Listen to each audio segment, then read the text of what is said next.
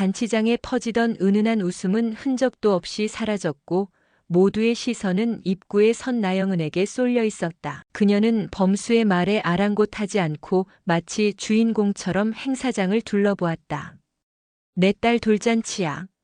엄마가 오는 게 왜 문제야? 그 한마디에 누군가는 컵을 떨어뜨렸고 누군가는 조심스레 자리를 떴다. 모두가 무슨 일이 벌어질지 짐작조차 하지 못한 채 조용히 숨을 죽였다. 세리는 말없이 한이를 아는 채 그 자리에 섰다. 하지만 범수는 더 이상 참지 못한 듯 나영은에게 다가갔다.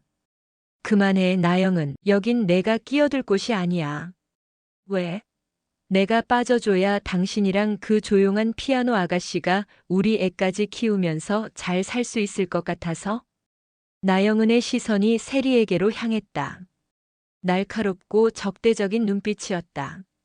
세리는 한이를 품에 꼭 안은 채 가만히 나영은을 바라봤다. 당신 지금 이 아이를 도구처럼 쓰고 있어. 한이를 진심으로 생각했다면 오늘 같은 날 이렇게 무례하게 오진 않았을 거야. 범수의 말에 나영은의 표정이 일그러졌다. 입술을 깨물며 말문을 잇지 못한 채 그녀는 세리 쪽으로 몇 발짝 다가갔다. 세리 씨, 지금 뭐가 뭔지 모르는 거죠? 당신이 저 애 키우고 있다고 착각하겠지만 난 그냥 잠깐 자리를 비운 거였어요. 내 딸이에요. 당신이 끼어들 자리는 없다고요.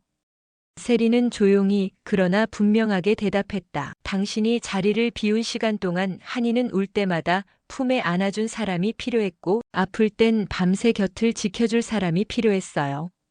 그 자리에 아무도 없었어요. 세리의 말에 나영은의 눈이 커졌다. 한순간 당황한 기색이 역력했지만 곧 억지를 부리듯 외쳤다. 그래서? 당신이 한이 키웠다고 지금 엄마 행세하겠다는 거야? 웃기지도 마. 아니요, 행세 안 해요. 세리는 잠시 말을 멈췄다. 그리고 시선을 한이에게 돌렸다. 이 아이가 필요로 할 때 곁에 있어주고 싶은 것뿐이에요. 그게 진짜 어른이 해야 할 일이라고 생각하니까. 잔치장은 숨소리조차 들리지 않을 만큼 고요해졌고 그 틈에 한이가 작게 웃으며 옹알거렸다. 그 웃음 하나에 모든 이들의 감정이 출렁였다. 나영은은 차마 눈을 마주치지 못한 채 돌아섰다. 어차피 내가 포기한 거 아니야. 언젠가는 데려갈 거야. 난 그냥 보고 싶어서 온 거야. 이런 식으로 모두가 다 보는 앞에서. 범수의 목소리는 단단했지만 그 안에 묘한 떨림이 있었다.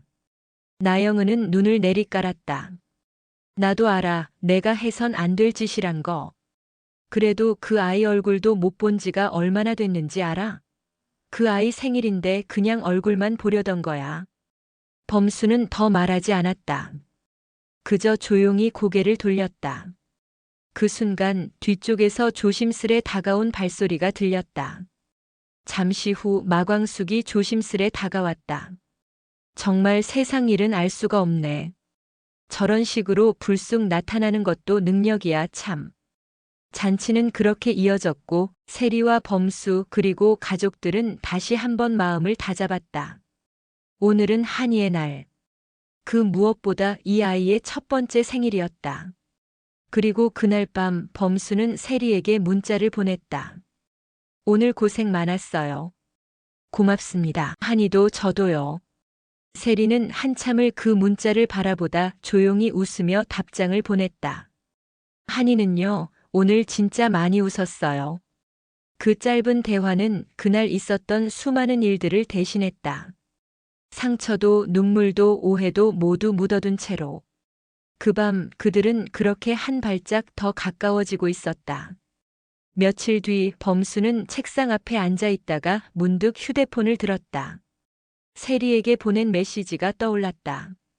오늘 피아노 연습은 어땠어요? 곧이어 도착한 답장.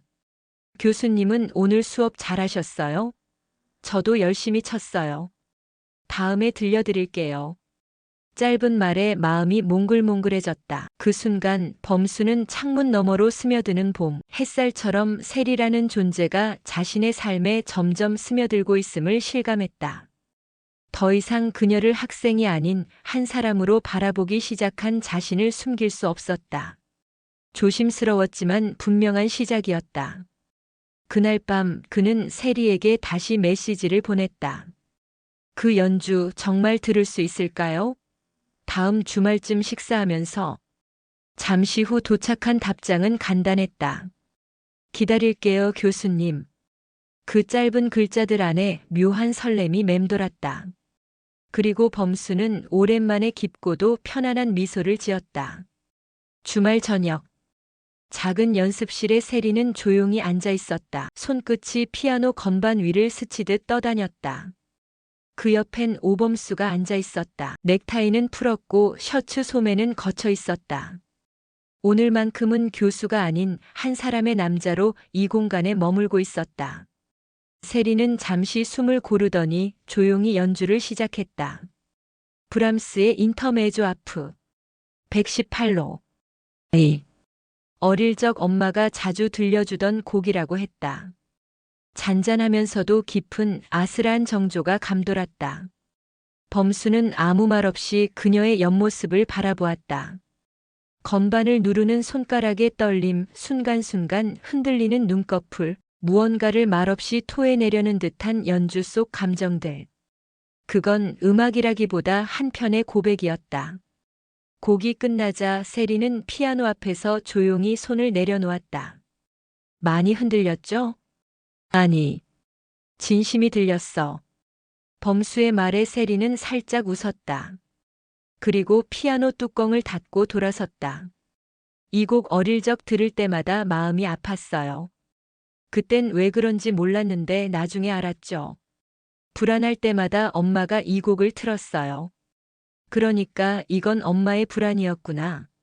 범수는 세리를 향해 천천히 말했다. 그 불안, 내가 다 짊어졌던 거구나. 밝게 웃는 얼굴 뒤에 그런 마음이 있는 줄 몰랐어. 세리는 고개를 끄덕였다. 그래서 교수님한테도 말 못했어요. 아니, 말하면 안 된다고 생각했어요. 그런 불안한 내가 교수님 앞에서 초라해질까봐. 범수는 고개를 들었다. 눈빛이 단단하면서도 따뜻했다. 세리야, 사람 마음은 초라해서 더 가까워질 수 있는 거야. 완벽해서 좋아지는 건 금방 끝나. 하지만 부족한 걸 보여줄 수 있을 땐 그게 진짜야. 그 말에 세리는 눈을 크게 떴다. 그리고는 천천히 고개를 떨구며 웃었다.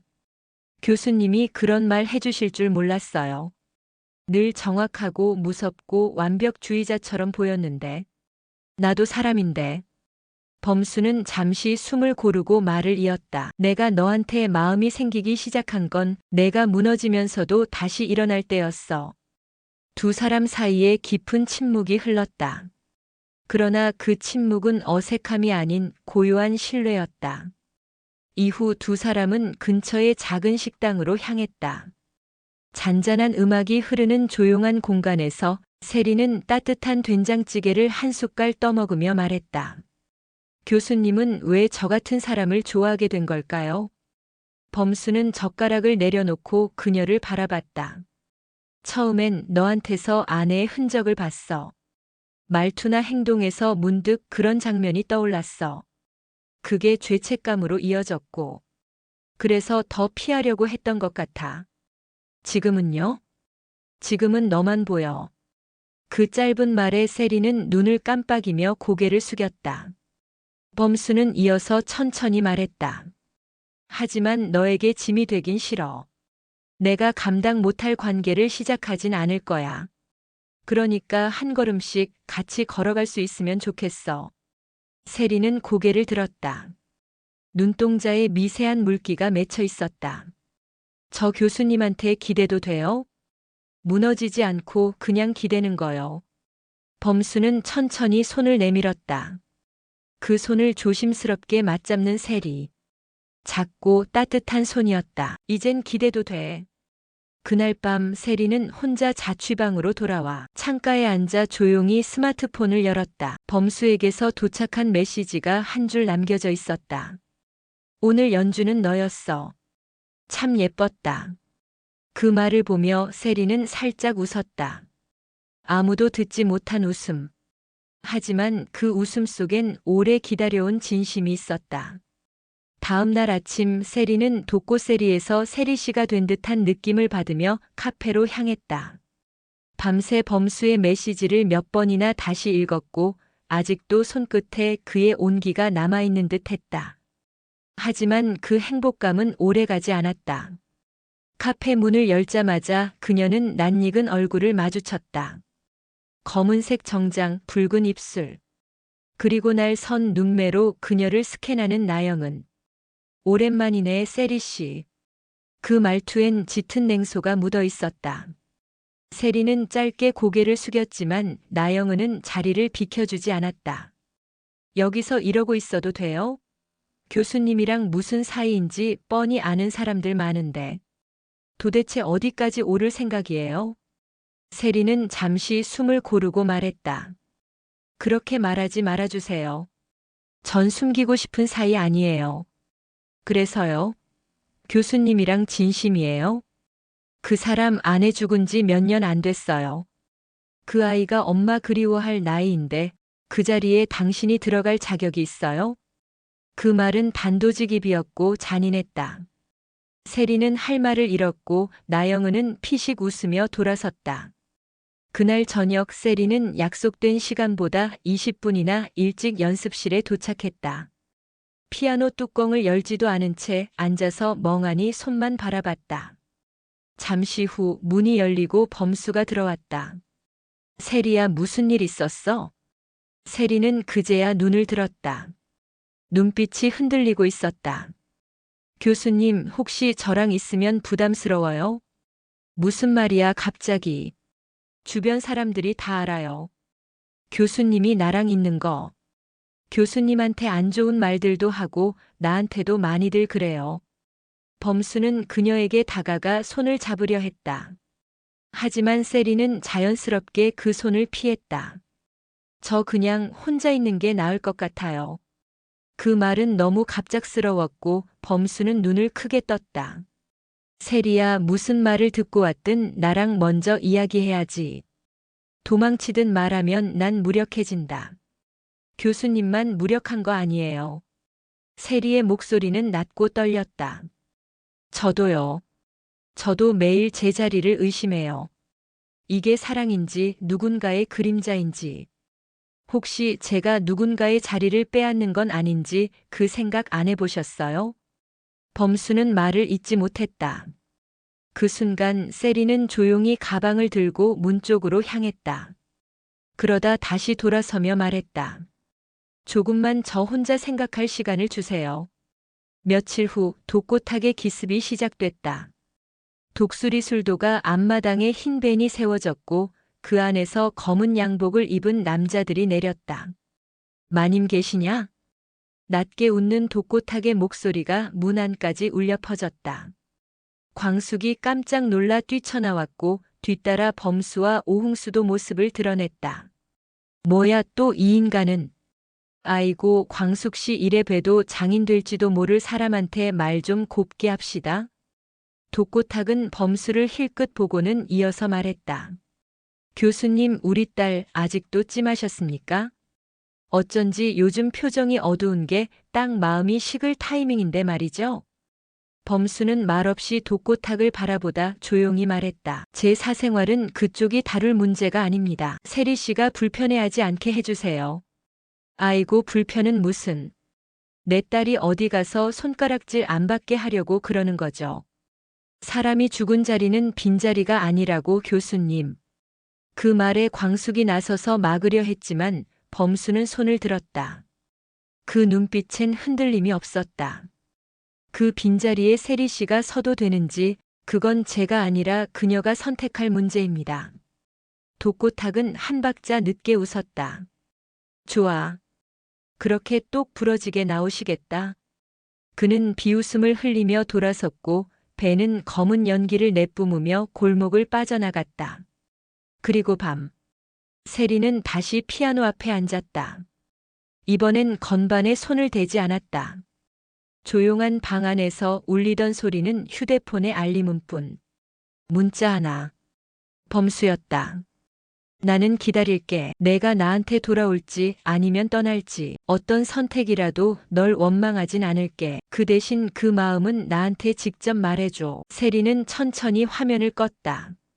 그리고 피아노 뚜껑을 덮었다. 혼란은 아직 끝나지 않았다.